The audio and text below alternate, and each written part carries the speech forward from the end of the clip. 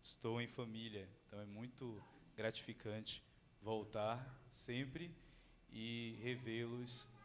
E tenho aquela impressão paulina, quando Paulo enviava uma carta de retorno, de louvar ao Senhor pela fé permanente de vocês. Eu fico muito feliz. Rebeca está aqui, meu Deus, que presente, surpresa boa, Rebeca. É muito bom revê-los e estar com pessoas queridas aqui nessa noite. Vamos lá?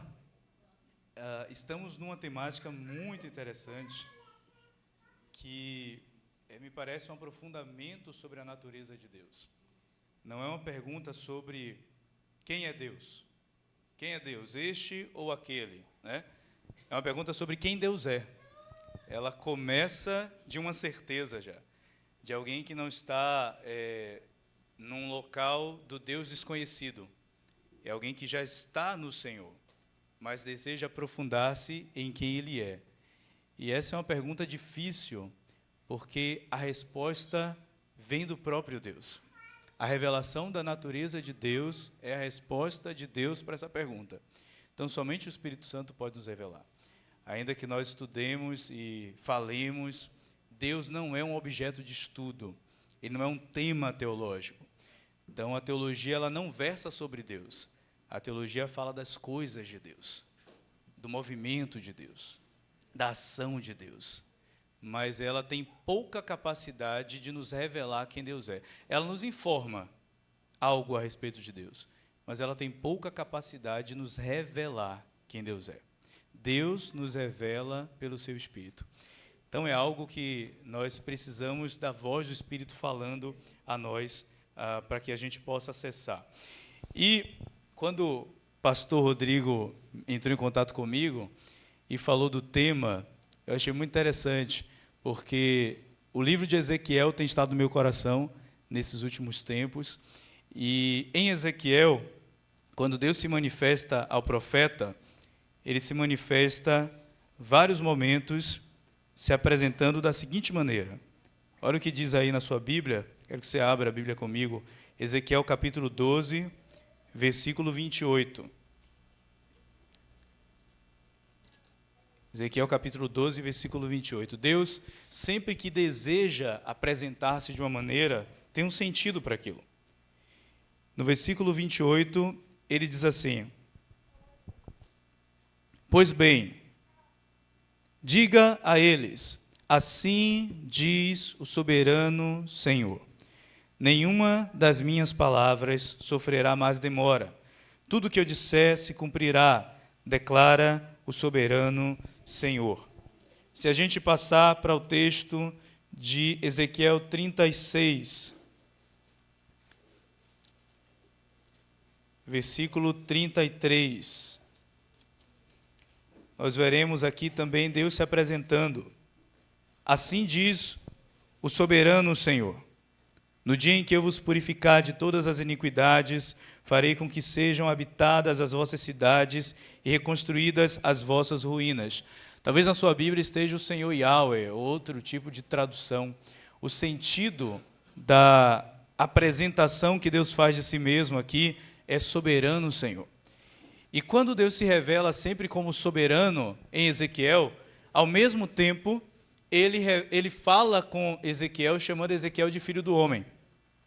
Por um lado, Deus se apresenta como soberano, aquele que está sobre as coisas dessa vida, sobre os poderes desse mundo, sobre as circunstâncias dessa terra, sobre os poderios humanos. Ao mesmo tempo, ele chama Ezequiel de filho do homem. É um contraste. Quando Deus fala com Ezequiel, chamando de filho do homem, ele quer destacar a natureza fraca do ser humano, ou a fraca natureza humana. Ele quer destacar que Ezequiel é um humano mortal, comum, frágil, vulnerável, como todos os outros. Quando Cristo coloca sobre si essa alcunha, filho do homem, ele quer falar da sua humanidade latente, dessa humanidade real, frágil, como nós sabemos que somos. Quando Deus cria o homem, ele cria o homem do pó, e depois ele diz, olha, tu és pó. É essa fragilidade que depende de um fôlego de Deus para ser. Deus soberano e o Filho do homem. a força de Deus, o poder de Deus e a fraqueza e a vulnerabilidade humana. Esse é o contraste que nós temos em Ezequiel. Dito isso, olha o que diz aqui o capítulo 1.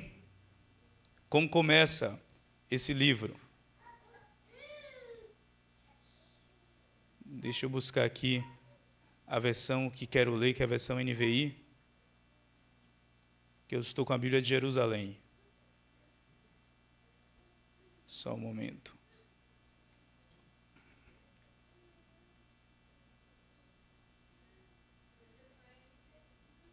Tem uma versão NVI? A projeção NVI. Ah, mas a gente vai ler muitos versículos, eu vou ficar muito tempo virado. Cadê minha Bíblia, Vitória?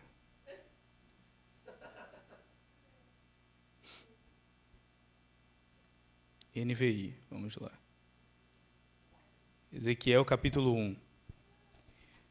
No 30º ano, no 5º dia do 4º mês, estando eu entre os exilados, junto ao rio Quebar, abriram-se os céus e eu tive visões de Deus. O momento é a primeira coisa que aparece em Ezequiel.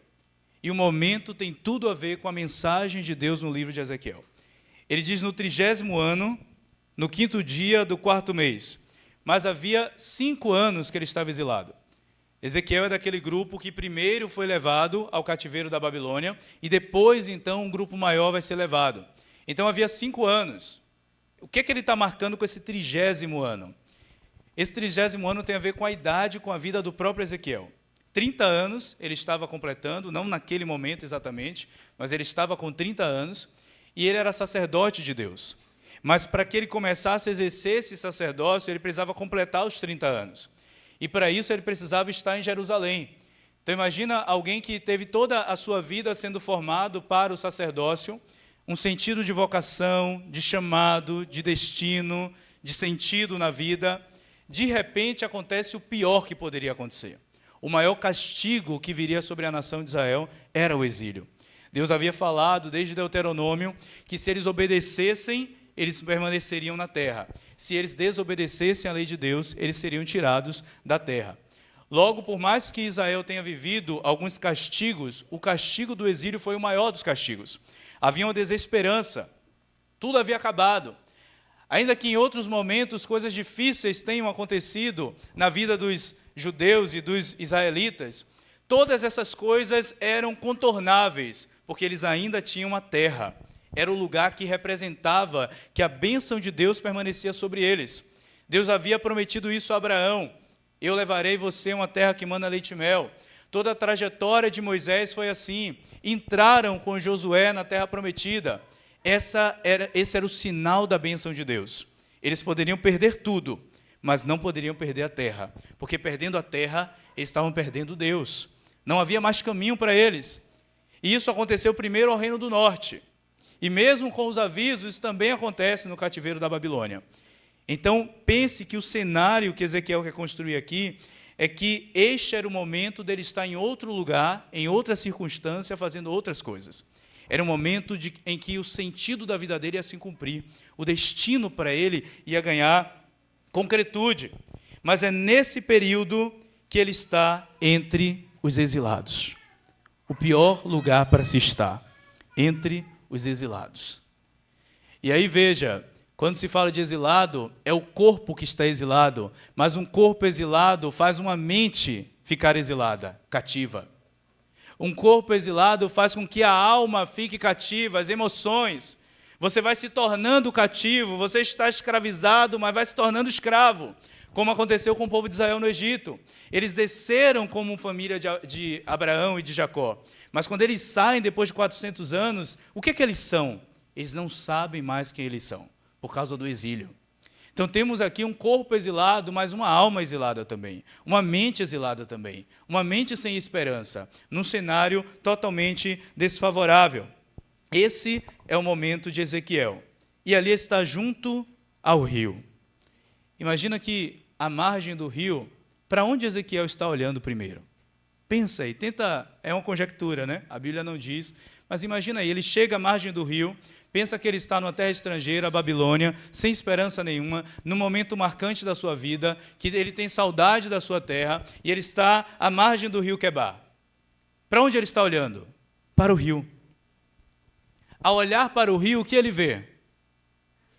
O que vocês acham que Ezequiel vê ao olhar para o rio? Ele vê água, isso sim, com certeza. Mas aí, além disso, né, ele vê ele mesmo. Ele olha para o rio, ele está olhando para a sua própria face. É o olhar no espelho de Ezequiel. É aquele momento que você se encara no espelho quando parece que o seu rosto está informe. Não há mais sentido, você está no lugar que não deveria estar. E o lugar que você não deveria estar foi te modelando de tal forma que você não sabe quem você é. Você está exilado. Parece que você não pertence a lugar nenhum. Onde está a sua identidade? O rio Quebar é o espelho de Ezequiel. É crise da existência. É crise da vocação. É um lugar onde as coisas não parecem haver sentido. Não tem mais esperança para Ezequiel. Ele está às margens do rio Quebar no 30º ano. E é nesse contexto que, se terminasse aí, era fatídico, era trágico.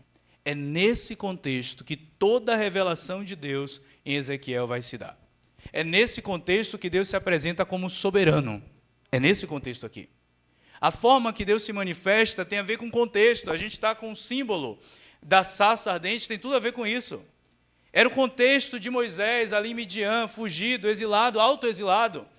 E Deus aparece numa sarça, porque a sarça era o que estava ali. Deus aparece no meio do contexto. E sabe o que é interessante? Não precisamos montar os contextos perfeitos para a aparição de Deus.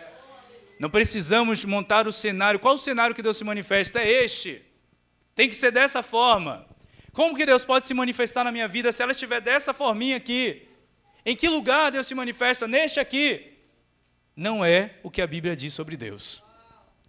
Talvez fosse o que Ezequiel pensava sobre Deus, porque ele está cabisbaixo, olhando para si mesmo. Mas não é o que a Bíblia revela sobre Deus. É a mesma coisa de Moisés. Moisés também estava lá, no lugar onde Deus não poderia ir, porque Moisés tinha abandonado a sua identidade egípcia, que lhe formou, e a sua identidade hebraica, que lhe gerou. E ele estava na outra identidade, que era identidade nenhuma. Ele decidiu ser ninguém. Era o pior momento para Deus se manifestar. Por isso que Deus se manifesta para Moisés dizendo, eu sou, porque ele se manifesta para alguém que quer ser ninguém. E por isso que ele se manifesta para Ezequiel dizendo, sou soberano. Porque ele se manifesta num contexto onde tudo perdeu o sentido e o controle. Não tem mais esperança. Ezequiel não pode fazer nada, ele não pode mais confiar em movimentos proféticos, ele não pode mais confiar no sacerdócio, não tem nem mais templo, ele não pode mais confiar na promessa que ele ouviu há muito tempo, porque a base da promessa era a terra. Então, onde que ele vai confiar é a crise de confiança que atinge Ezequiel. É o pior lugar possível. É nesse lugar, o lugar ideal. Faz sentido isso, gente? Não faz. O pior lugar possível é o lugar ideal, sim, porque foi o ventre de uma estéril o lugar da fecundação. Foi o ventre de uma virgem o lugar da geração. Percebe isso? Esse é o cenário. Esse é o plot twist de Deus. É a reviravolta da história. Começa logo no começo, no versículo 1. Porque nessa situação, nessa condição, abriram-se os céus e eu tive visões de Deus. É nesse contexto. A gente quer muito que se abra o céu, a gente tem a visão, mas a gente pensa, eu não estou no lugar certo para ver. Eu não estou no lugar em que o céu se abre. Eu não estou fazendo a dança da abertura dos céus. Mas é nesse contexto que abriram-se os céus e eu tive visões de Deus. E é interessante que a visão não tem a ver com algo que não está ali. Visão é sobre ver algo que já está. Ele não diz que apareceu no sentido de que não havia. Ele disse que ele viu. Ele que não estava percebendo. Para Deus já está tudo certo. No contexto fatídico de Ezequiel, o problema de Ezequiel era achar que Deus estava em caixas. O problema de Ezequiel era não entender uma coisa chamada soberania de Deus. Porque ele estava olhando só para si mesmo, buscando em si mesmo sentido. O córrego do rio tinha a ver com a identidade de Ezequiel. Ele buscava o fluxo, a fluidez da sua vida, olhando para si mesmo. mas ele de repente tem visões de Deus. Agora eu te pergunto, se ele tem visões de Deus depois que os céus se abriram, para onde que ele estava olhando quando teve visões de Deus? Para onde? Para onde? Para os céus. Porque ele está à margem do rio Quebar, não tem esperança entre os exilados. Mas quando os céus se abrem, como é que ele sabe que o céu abriu? Ele olhou para o céu. Aí quando os céus se abriram, eu tive visão de Deus. Eu não sei o que startou ali a abertura do céu, mas talvez o olhar para o céu tenha feito o céu se abrir. Os céus se abriram e eu tive visões de Deus. Versículo 2, aí vai dizer, foi no 5º ano do exílio do rei Joaquim, no 5º dia do 4º mês, a palavra do Senhor veio ao sacerdote Ezequiel, filho de Buzi, junto ao rio Quebar, na terra dos caldeus. Ali a mão do Senhor esteve sobre ele. Tem mais coisa acontecendo. O versículo 1 é uma névoa, uma nuvem sombria que rapidamente vai se dissipando. Primeiro porque os céus se abrem, num contexto em que os céus não poderiam se abrir. Segundo porque Ezequiel tem visões de Deus, e tendo visões de Deus, a palavra de Deus vem até ele. Então já não é mais uma coisa estática, ele não está só vendo algo de Deus, Deus está falando com ele. E a mão do Senhor estava sobre ele. Tenha certeza, era a última coisa que Ezequiel pensava que estava acontecendo. Era aquele lugar entre os exilados que diz, Deus me abandonou. Nesse lugar, Deus está longe de mim ou eu estou longe de Deus. Naquele lugar improvável, impossível. Não era Jerusalém, era a Babilônia. A mão de Deus estava sobre ele. Versículo 4. Olhei e vi uma tempestade que vinha do norte, uma nuvem imensa, com relâmpagos e faíscas, cercada por uma luz brilhante. O centro do fogo parecia metal reluzente, e no meio do fogo havia algo semelhante a 4 seres viventes, cuja aparência e forma eram humanas. Ezequiel está começando a ver seres celestiais no meio dos céus da Babilônia. Ezequiel está começando a ver movimentação de um séquito celestial no meio de um céu da Babilônia. Cada um deles, porém, tinha 4 rostos e 4 asas. Versículo 7, as suas pernas eram retas e os seus pés eram como os cascos das patas de um bezerro e reluziam como bronze polido. Eram lindos, né? Debaixo das suas asas, nos 4 lados, eles tinham mãos humanas. Os 4 tinham rostos e as asas tocavam umas às outras. Quando se moviam, andavam para frente e não se viravam. Você já pegou a referência de asas que se tocam, né? É a mesma figura que ficava sobre a arca. Querubins com asas que se tocavam. Versículo 10, quanto à aparência dos seus rostos, todos os 4 tinham rosto de homem, no lado direito o rosto do leão, no lado esquerdo o rosto de boi, todos também tinham rosto de águia. Assim eram os seus rostos, as suas asas estavam estendidas para cima, cada um deles tinha 2 asas que tocavam nas asas de outro ser vivente, de um lado e do outro, e 2 asas que cobriam o corpo. Cada um deles se movia sempre para frente. Para onde quer que fosse o espírito, eles iam, e não se viravam quando se moviam. Outro elemento importante, movimento. Ezequiel começa a receber palavra de Deus, depois de ter visão de Deus no céu de Babilônia, e quando ele vê o séquito de Deus, Deus está em movimento. Ezequiel estava se movendo ou estava parado? Parado, exilado. Mas Deus não estava parado. Um cativo pode mover-se para onde? Ele está preso. Ele não tinha condições de se mover. Ele estava limitado pelas circunstâncias, pelas forças interiores e exteriores. Mas Deus estava solto. Essa era a grande notícia para Ezequiel. Ezequiel, você está preso, mas eu estou solto. Porque Ezequiel pensava que Deus estava preso em Jerusalém. Percebe? Deus só se manifesta em Jerusalém, onde tem o templo. Deus estava solto. Tão solto que apareceu para ele onde ele não imaginava que Deus iria aparecer. Porque Deus é soberano. Olha que coisa interessante. Ele está parado, mas Deus está se movendo. E para onde o Espírito movia, os seres também iam. Está acontecendo coisas gloriosas no céu. Há um movimento no céu. Os seres viventes pareciam carvão aceso, ardiam como tochas. Vocês estão vendo o contraste, gente? O cenário de Ezequiel é gélido, é parado, é preso, é desesperançoso. Deus está frenético nos céus. Deus está em movimento. Nos lugares improváveis, Deus está vivo, solto, livre. Isso é perigoso. Os seres viventes iam e vinham como relâmpagos. Versículo 15. Enquanto eu olhava para eles. Presta sempre atenção nisso. O olhar de Ezequiel estava direcionado. Vi na terra uma roda ao lado de cada um dos seres viventes, com os seus 4 rostos. Agora presta atenção. Esta era a aparência e a estrutura das rodas. Reluziam como crisólito. As 4 tinham uma aparência semelhante. Cada roda parecia estar dentro uma da outra. Vai imaginando. Quando se moviam, seguiam nas 4 direções dos 4 rostos e não se viravam. Os aros das rodas eram altos e amedrontadores, e estavam cheios de olhos ao redor. Rodas com olhos. Anjos, seres extraterrestres alienígenas da glória de Deus. São anjos em formato de roda. Não tinha aparecido na Bíblia até então. Anjo em formato de roda. Uma das principais mensagens para Ezequiel nesse momento é: Deus está em movimento. Deus está em movimento. Olha o que vai continuar dizendo. Quando os seres... A gente parou no 19, não é isso?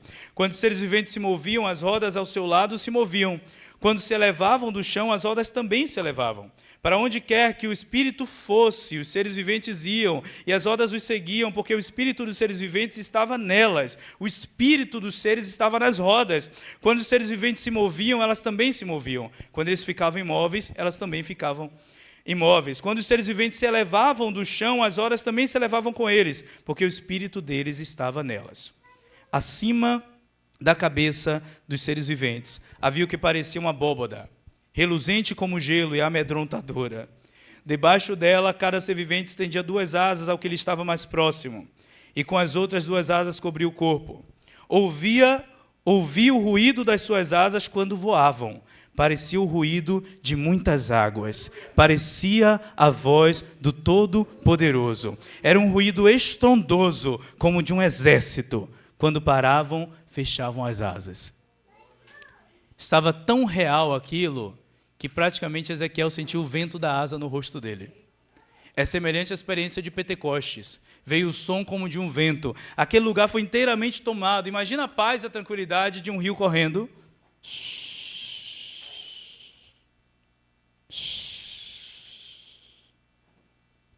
Só tem Ezequiel e o rio entre os exilados.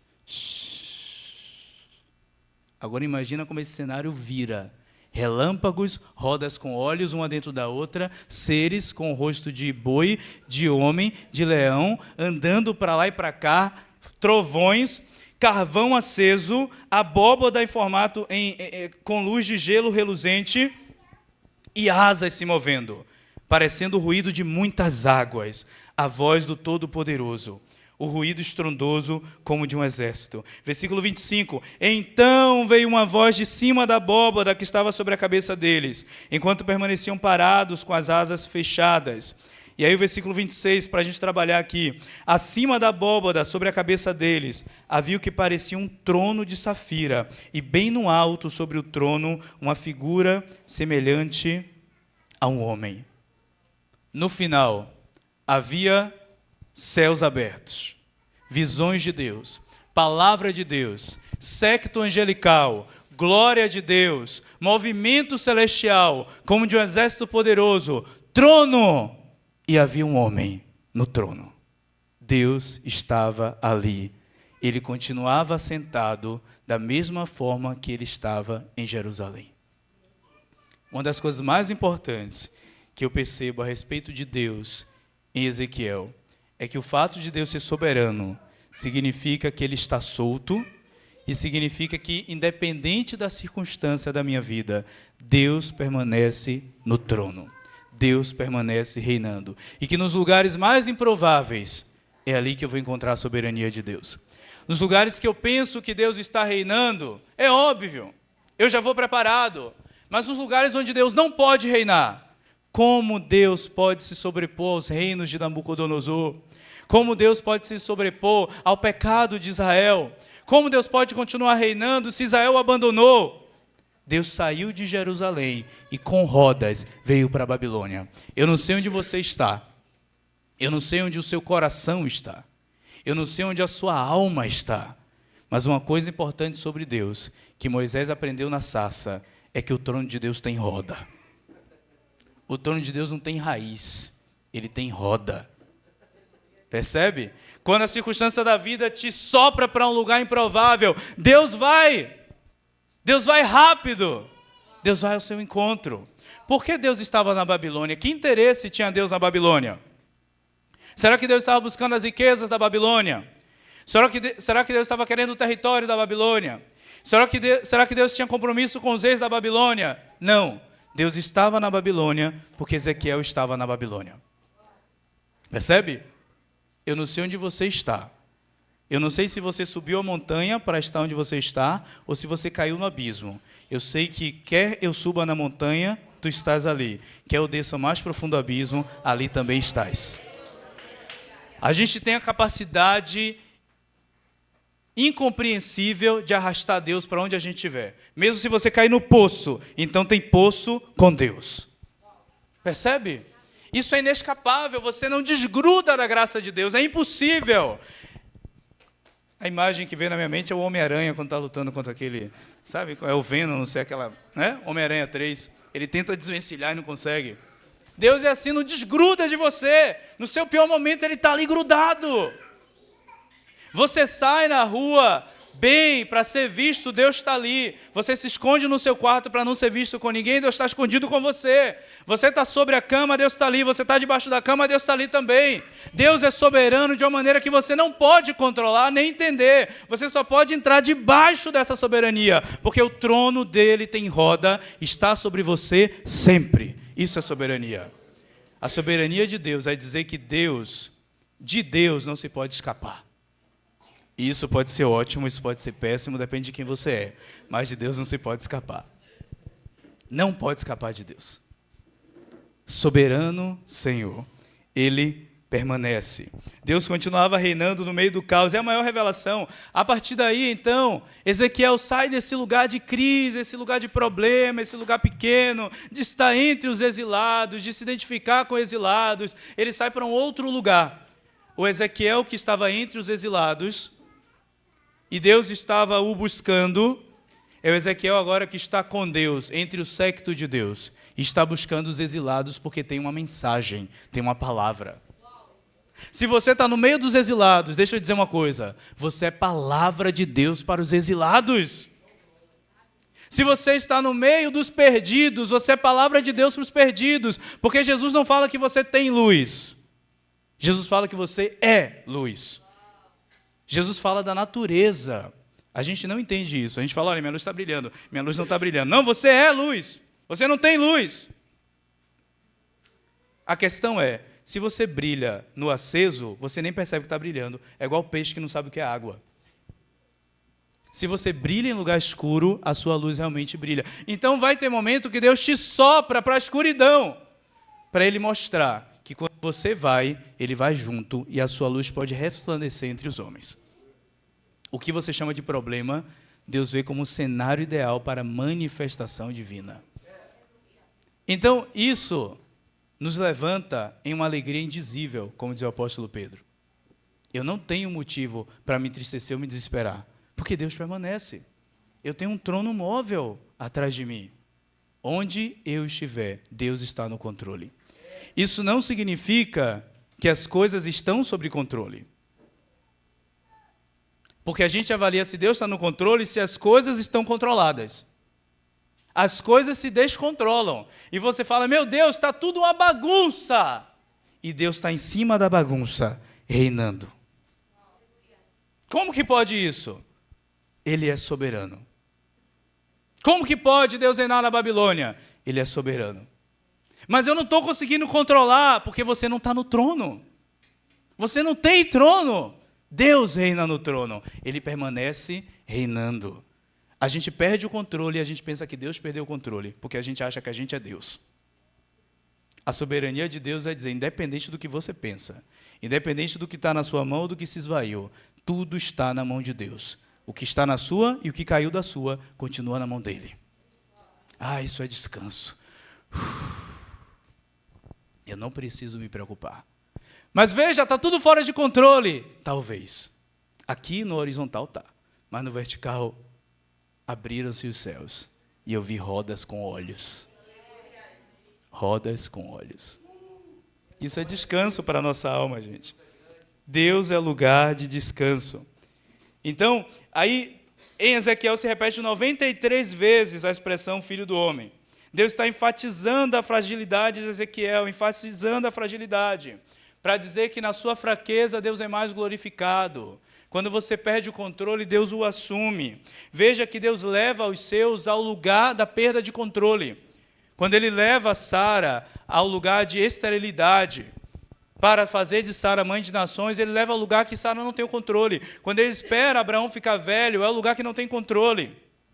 Deus conduz os seus ao lugar em que nós perdemos o controle. Sabe por que a gente está vendo pouco de Deus? Porque a gente está no lugar que está tudo sob controle. Missão é sair do lugar controlado, é sair do laboratório. Missão é ir para o lugar de descontrole. E às vezes, para Deus te levar ao lugar do descontrole, Ele começa a te controlar dentro. Aí tudo começa a balançar dentro de você. Veja, Cristo estava no barco e as ondas continuavam balançando o barco, sim ou não? Sim. Mas as ondas estão balançando o meu barco, então Cristo não está aqui? Estava sim. E estava sob controle. No meio do barco, balançando, prestes a cair e matar os discípulos. Quem estava ali? Cristo. Isso não é possível. Se a minha vida está correndo risco, está tudo balançando, como Cristo pode estar aqui? Ele estava reinando no meio do caos. Em outro momento, quando os discípulos estão sozinhos, Jesus intencionalmente pede que eles vão primeiro, e aí ele fica. As tempestades começam a balançar também. Nesse momento, Jesus não está no barco. Aí você diz, não, Júnior, agora Jesus não está no barco. Porque balançou, e balançou porque Jesus ficou orando lá na margem. Aí talvez os discípulos pensaram, agora já era. Porque daquela vez balançou, mas Jesus estava aqui. Nem que seja dormindo, mas ele estava. Agora ele não está. Jesus não estava, nesse momento, na vida que estava passando pelo caos. Jesus veio andando em cima do caos. Percebe a diferença agora? Jesus não está só sobre nós quando a gente está no caos, como ele mostra que ele está no meio do caos, andando sobre as águas. As águas estavam balançando o barco, mas não estavam balançando Jesus. Quando os discípulos têm dificuldade de enxergá-lo, não é porque ele estava em tremeliques, é porque o barco que estava balançando. Era a incapacidade do discípulo de olhar para um objeto estático no meio da tempestade. Eles falam fantasma, porque não está movendo, a água passa sobre ele e não o agita. Ele permanece estável, e meu barco está balançando, até que Pedro tem coragem, a coragem necessária de ir para o meio do caos com Jesus. E quem está no meio do caos com Jesus anda sobre o caos. Quando nós falamos da confusão e do caos, Deus não é Deus de confusão. Eu não estou dizendo que você vai emergir e você vai confundir-se, não. Eu estou dizendo o contrário. No meio da confusão, Deus está ali. Então você anda por cima das águas. Tem duas alternativas de impossíveis para nós. A primeira é veterotestamentária. A primeira é muito grande, mas ainda é pequena. Você está no meio do mar, não tem solução. Os egípcios estão atrás de você, você vai morrer. É aquele beco sem saída. Estou no beco sem saída, já era para mim. O que é que Deus fez? Abriu o mar. Isso é grande? É, mas é pequeno. Porque significa que Deus acabou com o problema. O mar era o problema de Israel. Deus vai lá e parte a cabeça do problema no meio. Então Deus é aquele que me livra dos meus problemas. Deus é aquele que é maior que os meus problemas. Deus é aquele que é mais poderoso que os meus problemas. Sim, no Antigo Testamento. No Novo Testamento, o problema era o mar, que agitava o barco. Jesus abriu o mar? Não. O mar continuou agitado e continuou ali. Sabe o que é maior do que resolver o teu problema? É Deus estar com você no meio do seu problema. Porque Ezequiel vai pregar uma mensagem que Deus diz já nos primeiros capítulos. Pregue e ninguém vai ouvir nem se arrepender. Pregue uma esperança, mas não tem solução nenhuma não, viu, Ezequiel? Vai ser a mesma coisa. Só que você vai pregar que tem esperança. Por quê? Porque o trono de Deus está aqui. Com isso eu quero dizer, eu não sei se Deus vai resolver seu problema. Ah, mas Deus é poderoso para fazer, mas poderoso foi a pregação de outra pessoa, a minha é soberano. Soberano é, eu não sei se ele vai resolver teu problema, mas eu sei que ele reina no meio do teu problema. Ah, mas tem 5 anos, eu nunca venço esse problema. Paulo tinha um espinho na carne, Deus não venceu esse espinho para ele. Deus estava com ele e com o espinho. Percebe? É soberano, não dá para desgrudar dele. Ele é Senhor. Não foram vocês que me escolheram, mas eu escolhi a vocês. É isso que ele disse. Eu te peguei, já era. Isso é soberania. Tenta afastar para ver o que acontece. Tenta sair. Vai para as Babilônias da vida para ver se eu não te encontro lá com meu trono com roda. Vai para os abismos da vida para ver se eu não desço lá nas profundezas. Tenta sair. Você não entendeu, você é meu. É isso que o Senhor diz. Acabou. Ah, mas eu tenho medo de desviar. Tenta. Tenta para você ver. Ele diz, ninguém pode tirar da minha mão. Ninguém é ninguém. Ele não fala ninguém exceto você. Ele fala ninguém. Ninguém pode lhe tirar e você muito menos pode sair. Você está aqui. De vez em quando eu vou fazer assim, ó. Aí você vai agitar. Meu Deus, o que está acontecendo? Olha o que Deus faz com a gente. Mas está aqui. Está na mão de Deus. Soberana mão de Deus. Forte mão de Deus. Ai, eu descanso. Eu posso descansar. A minha vida não está em jogo, como os discípulos pensavam quando estavam no barco. A minha vida não estão jogando sorte na minha vida. O sepulcro está vazio. Ele venceu. Para encerrar, é nesse livro que aparece uma visão muito conhecida. Ezequiel capítulo 37.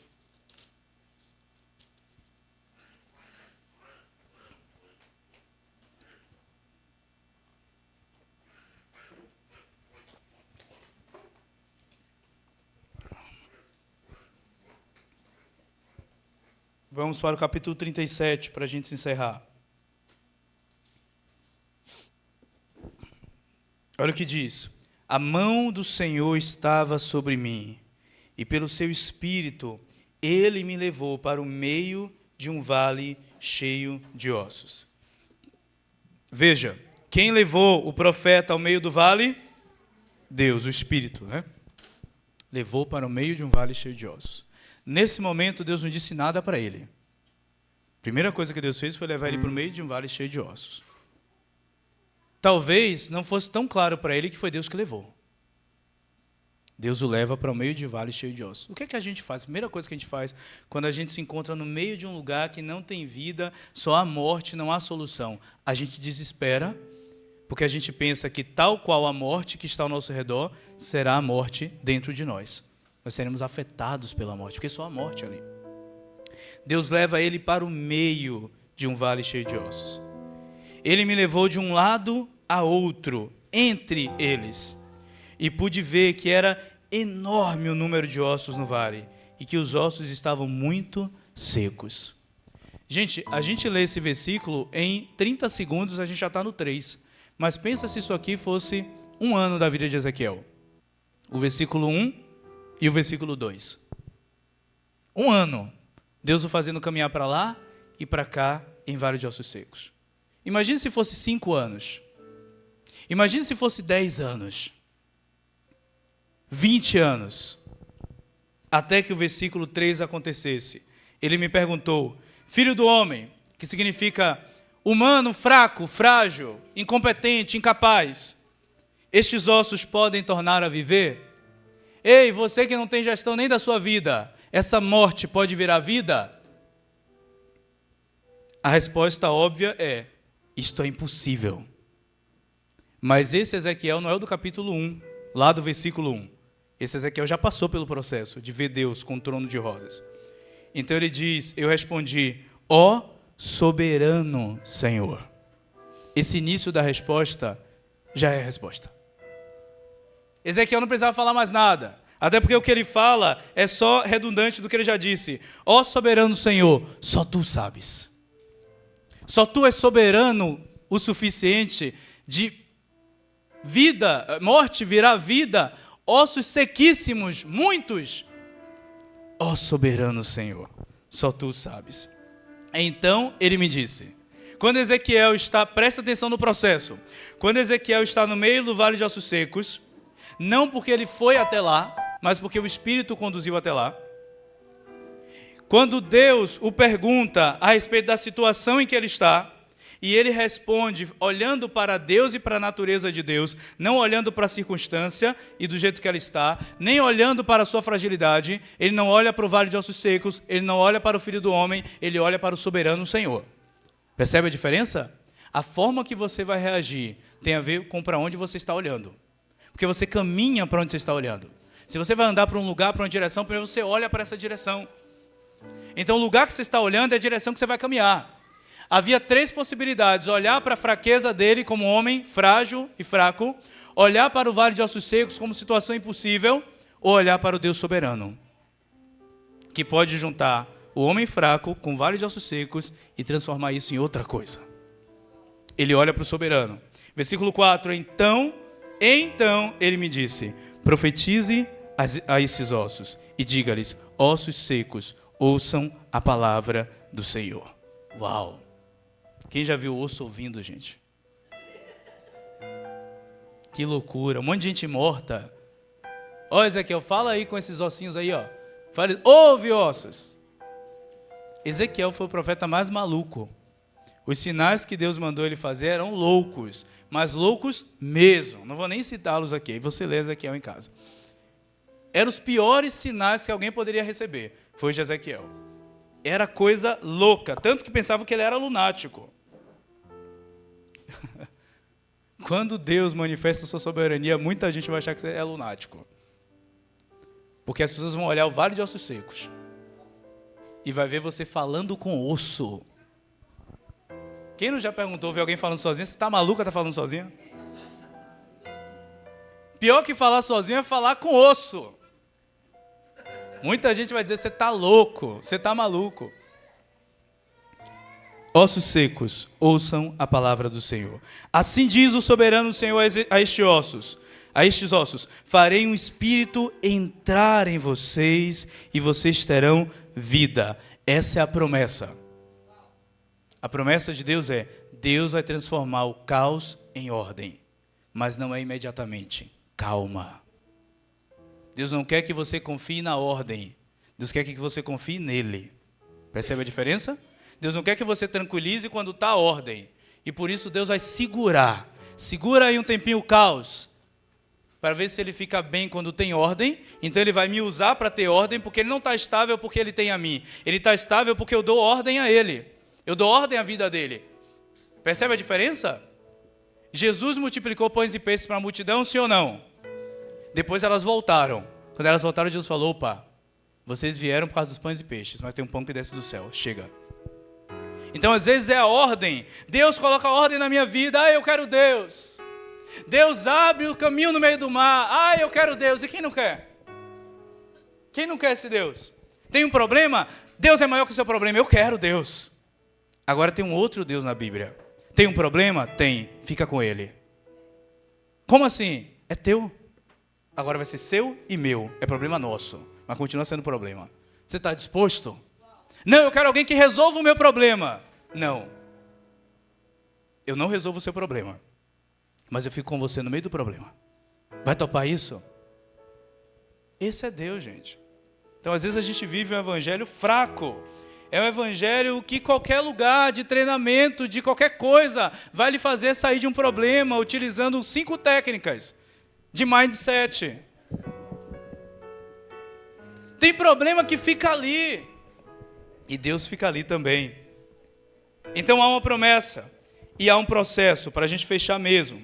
Porei tendões em vocês, farei aparecer carne sobre vocês e os cobrirei com pele. Porei um espírito em vocês e vocês terão vida, então saberão que eu sou o Senhor. Deus vai transformar o seu problema no exército poderoso que vence o inimigo e expande e avança o reino de Deus.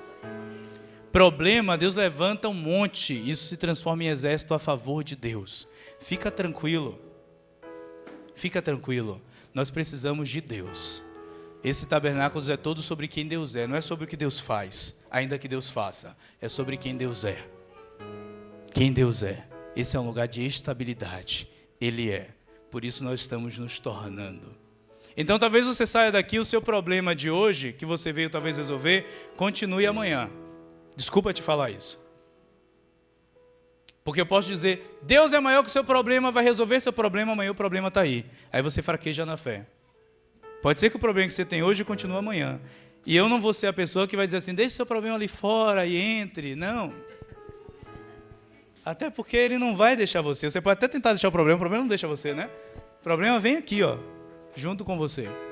Vem aqui. Venha com o seu problema. Deixa Deus ficar com você e com o problema.